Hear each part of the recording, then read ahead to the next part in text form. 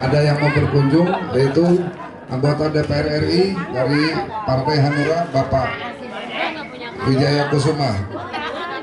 Nah, dalam hal ini silakan ibu-ibu nanti bertanya atau memang ada yang kebutuhan-kebutuhan untuk kepentingan masalah balita, masalah posyandu atau masalah lingkungan, terserah. Nanti Bapak Wijaya Kusuma akan menjawab semua dari pertanyaan para ibu-ibu. Dan saya terima kasih atas kesempatannya pada ibu-ibu yang telah hadir di dalam acara dadakan ini. Kiranya cukup sekian. Wassalamualaikum warahmatullahi wabarakatuh. Kiranya kepada Bapak Wijaya Kusuma, anggota DPR RI Partai Hanura, waktu dan tempat kami persilakan. Baik, assalamualaikum warahmatullahi wabarakatuh. Selamat sore. Pertama-tama saya ucapkan terima kasih kepada Pak RW, Bapak-Bapak RT, terus kemudian juga para pengurus warga. Sebelumnya saya perkenalkan diri, nama saya Wijaya Kusuma Subroto. Kemudian di sini juga sudah ada Pak Fauzi.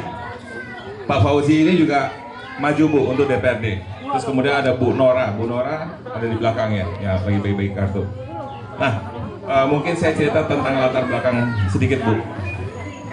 Kenapa saya nyalek, kami nyalek gitu ya, supaya bapak-bapak dan ibu-ibu juga punya gambaran gitu. Nah, tentang apa yang terjadi di negeri kita yang tercinta. Kalau ibu lihat berita Bu tiap hari, itu isinya korupsi Bu, hampir setiap hari. Pusing kita. Terus kemudian kalau ibu lihat dana yang dikorupsi dari tahun 2001 Bu sampai 2014 itu jumlahnya 163 triliun. 163 triliun Bu, luar biasa.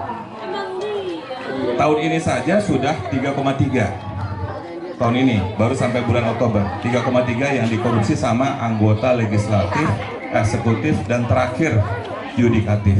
Luar biasa. Negara kita rusak. Nah, kenapa rusak? Karena mereka pas waktu kampanye dulu Bu, itu mereka ngeluarin uang banyak, sehingga akhirnya mereka cari modal untuk ngebalikin uang yang dikeluarkan pas waktu kampanye dulu gitu. Nah, ini saatnya tahun 2014 ini jangan sampai terulang.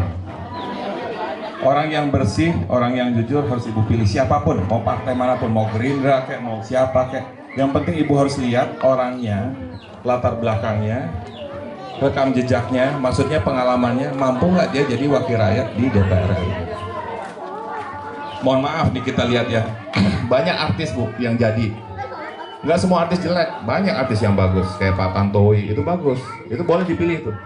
Tapi banyak artis-artis yang asal nyalek gitu. Padahal anggaran kita Bu, anggaran di DPR itu buat kita semua, buat perbaikan kampung.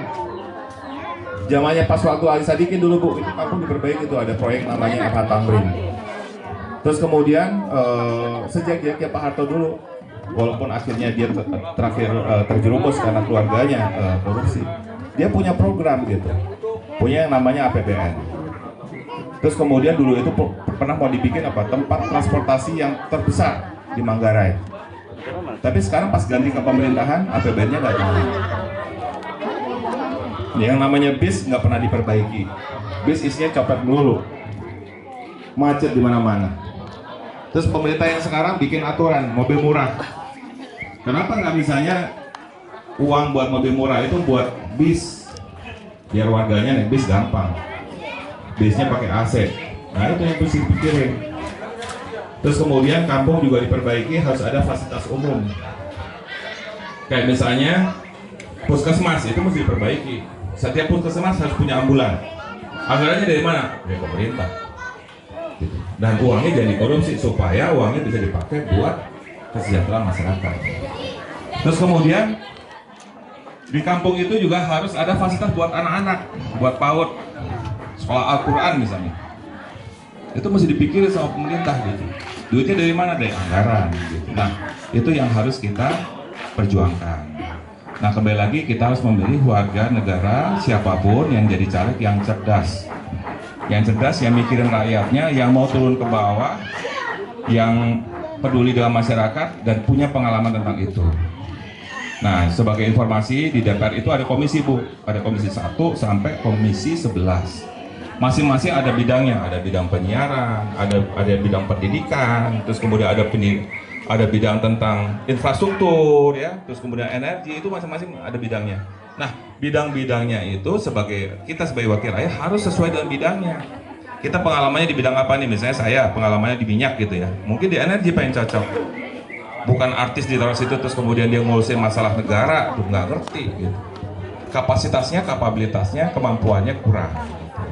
Nah, itu yang terjadi di negara kita saat ini. Makanya kembali lagi bahwa kita sebagai masyarakat harus cerdas memilih. Gunakan pilihannya. Dulu Jokowi itu bukan siapa-siapa, Bu.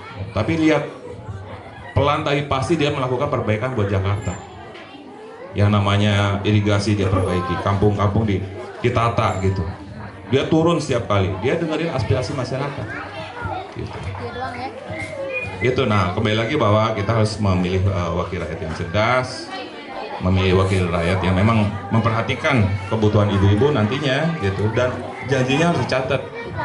Karena banyak caleg yang janji-janji, oh begini nanti harus saya bangun, udahlah.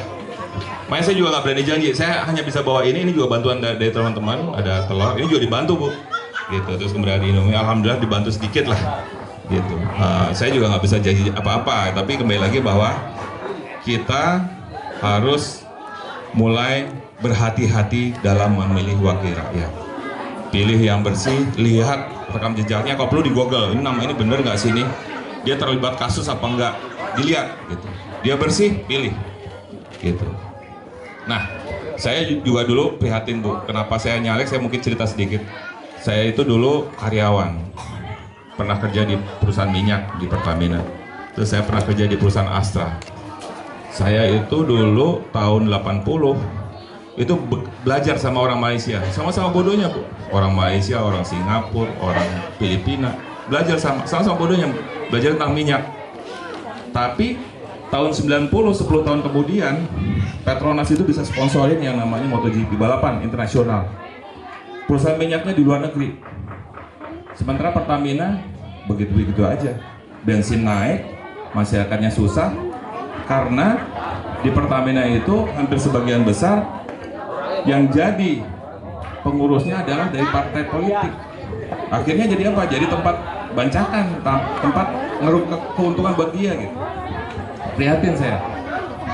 Nah, makanya pas waktu ada kesempatan 2014, saya memberanikan diri akhirnya memutuskan untuk jadi calon legislatif. Nah, saya juga berhati-hati Bu untuk memilih partainya. Saya lihat dulu, dan Hanura itu alhamdulillah tidak ada satupun yang terlibat kasus korupsi. Akhirnya saya beranikan diri, saya harus maju, harus jadi wakil rakyat gitu untuk memperjuangkan aspirasi masyarakat. Gitu. Itu kira-kira latar belakang saya kenapa saya nyalek.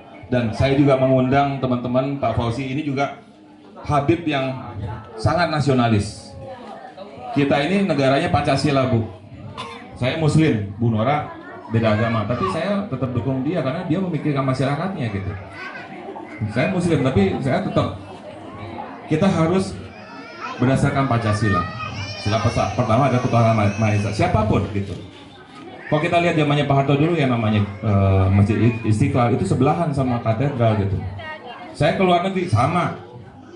Kita harus menjaga kerukunan umat beragama, siapapun latar belakangnya. Itu adalah urusan antara Tuhannya dengan dia. Hablum minallah gitu. Tapi kita hubungan manusia kita harus jaga gitu. Kalau enggak kita akan terkotak-kotak, akhirnya negara kita jadi rusak. Gitu. Dari saya kira cukup. Mungkin Pak Habib nih, Pak Habib mungkin bisa memberikan sepatah dua patah kata sambil kita mempersiapkan untuk aktivasinya. Kita persiapkan aktivasinya, mungkin Pak Habib bisa memberikan pencerahan. Silakan. Assalamualaikum warahmatullahi wabarakatuh.